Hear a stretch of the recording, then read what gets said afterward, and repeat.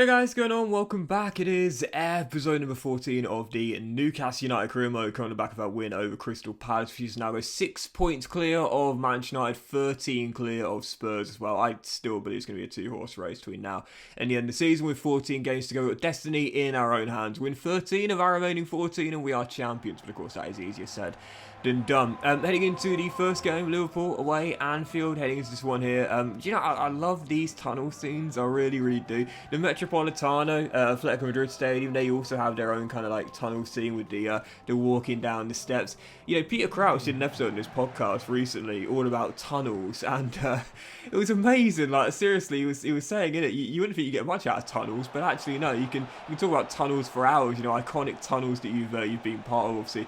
You know, of Old Trafford's and your Wembleys as well. They mentioned Villa Park, which is a great shout as well, because I've actually been inside Villa Park and in that tunnel as well when I was a kid. Basically, it's weird. I was at this convention, but anyway, yeah, it's crazy. But I love those tunnel scenes. They really bring the game, you know, to life. You know, and that is the one thing which, as Sir Maximin gives us the open here away at Anfield. That is the one thing which I'm really hoping we'll see more of in EASFC 24. You know, we've seen the main gameplay trailer now. We saw the initial reveal trailer as well. I just hope, I hope that EA do kind of open up the world a little bit more, because I talk about it a lot. People nowadays want to play a realistic game mode, right? Like, they want a realistic career mode, as Alexander Isak wraps the points up with 2 minutes to go, converting that cutback there. People want to play a realistic career mode. They want to feel as though they're within the game itself, if that makes sense, which can mirror what you see in real life.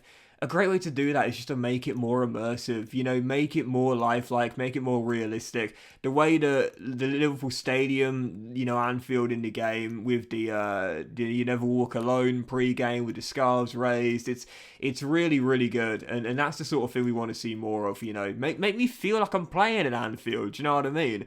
As opposed to, you know, sometimes where you can play away at Stamford Bridge or away wherever, and you don't really feel like you're really anywhere else. Do you know what I mean? It's the same with like when you're playing abroad as well. I really do feel as though sometimes atmospheres abroad can really kind of like diminish the realism based on the way the crowd chant and the crowd celebrate.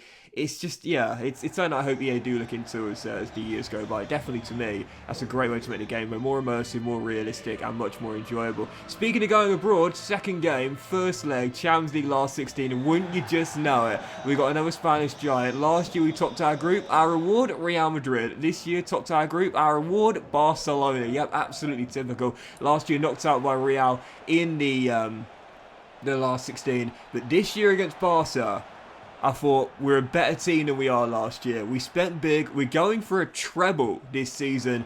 I think we can take them, and I think we can win the first leg away at the Nou Camp as well. Start of the game in attack mode. We missed a golden chance early through Guimaraes. Really poor miss with me, but how do you make amends? I often talk about it. Actions, not words. Don't tell me about it. Be about it. Go out there and do it. Yep, Bruno Guimaraes missed a sitter with him just a few moments ago, but that's how you respond. That's how you pick yourself up when you've performed poorly or you've made an error. Don't talk about it. Be about it. Seriously, get out there and prove it with actions and not words. Yep, Guimaraes rising highest, head zone to make it 1-0. Hakan Çalhanoğlu would level for Barca soon afterwards, get them back on level terms soon after the restart, I should say, but 9 minutes after the Turkish international got Barca back on level terms. I kept on getting inside. I felt as though I could still win this game in the Nou Camp and not just take back a draw to St James's. I was the better team. I'd had the better chances, and with 2 minutes to go, don't talk about it.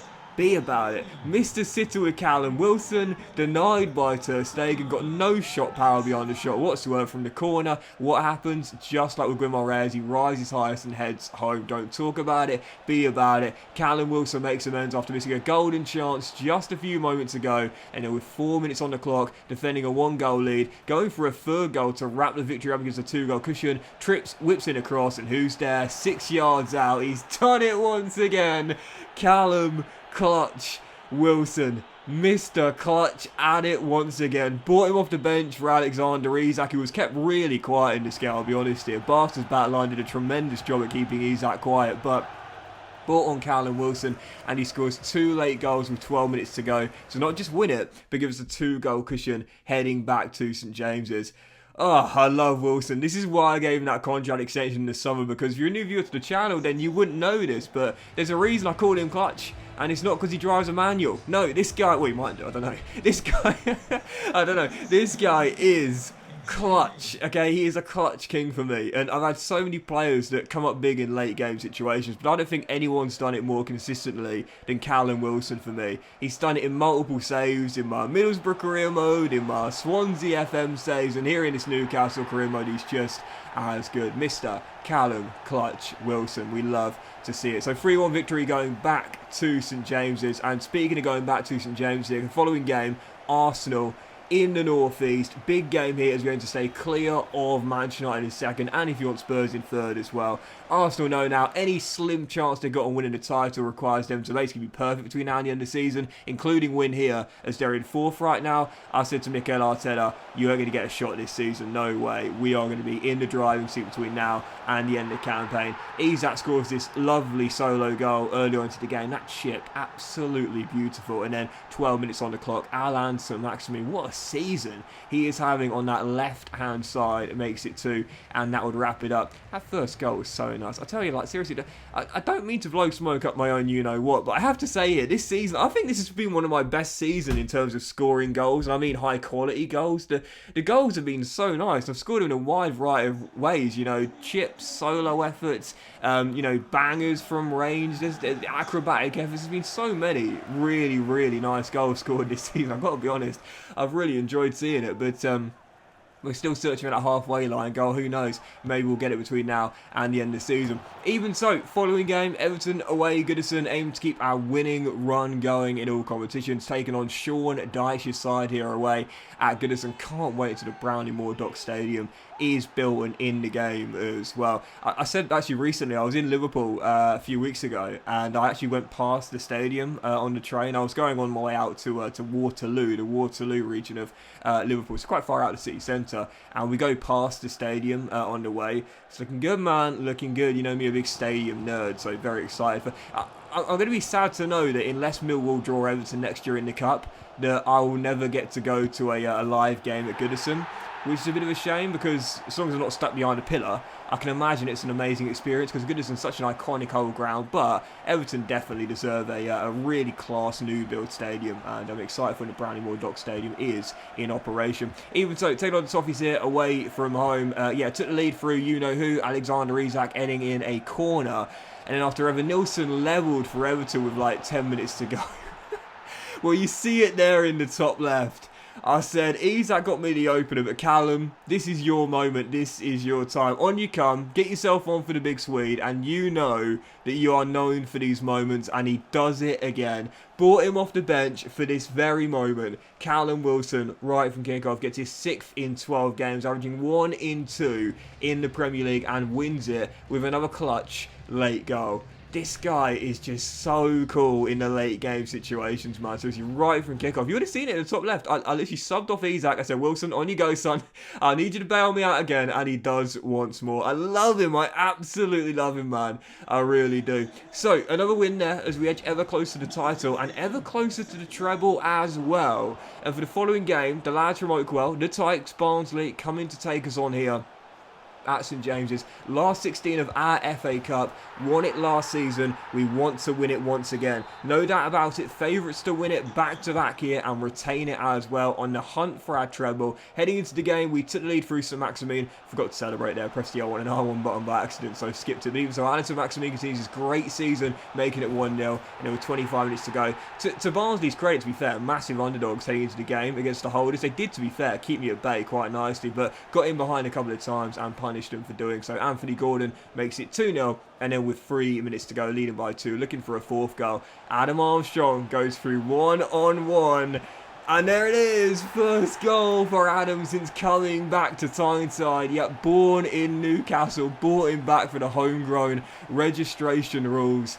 He's a very, very low goal-to-game ratio goal scorer. I remember watching when he was at Coventry and Blackburn and thinking, this kid this kid's decent. I think he's going to have a pretty decent career. Nothing significant, nothing unbelievable, but he should become a pretty decent Premier League forward. And yes, I know Saints fans will tell me he has spent quite a lot of time playing on the wing for Southampton, but even so, his goal-to-game ratio since joining St Mary's really, really poor. Even so, he does the Sue celebration, not his trademark, but the one he gets from Ronaldo, inspired by Ronaldo, makes it 3. That would wrap it up, his first goal since returning, and in the quarters, we've drawn against Burton Albion, and the good luck draws continue. Yep, once again, for the 4th round in a row, we've got a Football League side. The Brewers coming to St James's, and, I say this all the time, man. I don't brush anything under the rug. I will present the highlights package fairly, and if I've had luck, I will tell you I've had luck.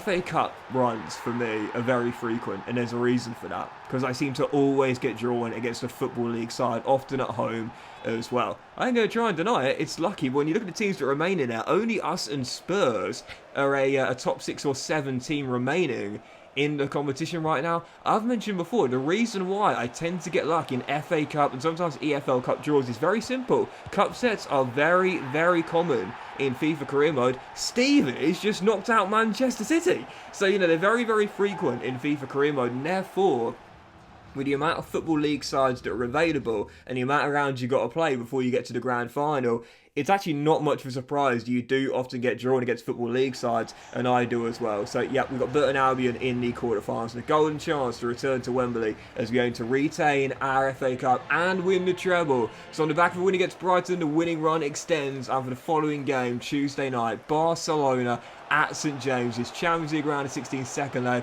holding a 2-goal lead. Keep a clean sheet or concede no more than 1, and we are through to the quarters.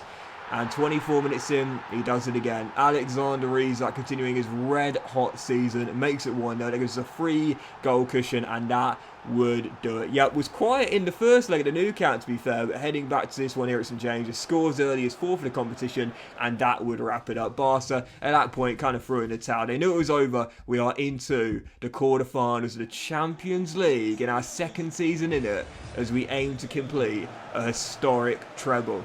If we're going to do that, we need to stay on top in the league and also continue our run in the FA Cup as well.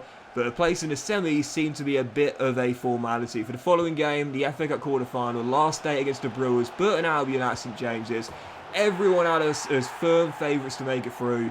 And 32 minutes in, we broke the deadlock. Miggy Almiron gets the opening goal, makes it 1-0. And again, once again, just like Barnsley, to be fair to Burton Albion, I thought it would be a pushover. In the end, we did have to leave it late to make sure we wrapped the game up here. Alexander Isak going through 1-on-1, rounding the keeper, and then just cheekily chipping it in to give that defender covering there a false glimmer of hope, if you will. But that would wrap it up there. Isak confirms it, 2-0 Newcastle United. And then in stoppage time, just like against Barnsley, a chance to make it 3. Such a similar game to the Barnsley one, really. And as I went for a bit of a skillful goal here, as I knew the game was over, well, in the end, Bruno Guimaraes from 25 yards out does this. At first, I was like, oh, what a goal. That was amazing. I watched the replay. I'll be honest, guys. It was really poor goalkeeping. So, yeah, in the end, not really worth showing you the replay. Not a great goal. Poor goalkeeping, really, but the game was done. Anyway, so final score 3-0. And once again, we are back to Wembley in the FA Cup semi-finals as we aim to retain our FA Cup, win the domestic double as we're still top in the Premier League and in the driving seat. And, of course, going to the last day of the Champions League as well. And in the semis of the FA Cup, we'll be taking on Wolverhampton Wanderers, a repeat of last year's final where we beat Wolves by 1-0, and Bournemouth vs Burnley is the other tie in a competition where the underdogs have really come through big. But we're the firm favourites, no doubt about it, to retain it once again. And with an 11-point gap in the Premier League with 10 games to go, we're also firm favourites to win that title as well. Question is, can we complete the double and also win the treble as well? Well, that will end today's episode of the Newcastle United Crew, guys. Big thank you for watching. Enjoyed it. If you had then, please drop a like. You'll have a fantastic day. And I'll see you for the next episode of the Newcastle United Career Mode very soon.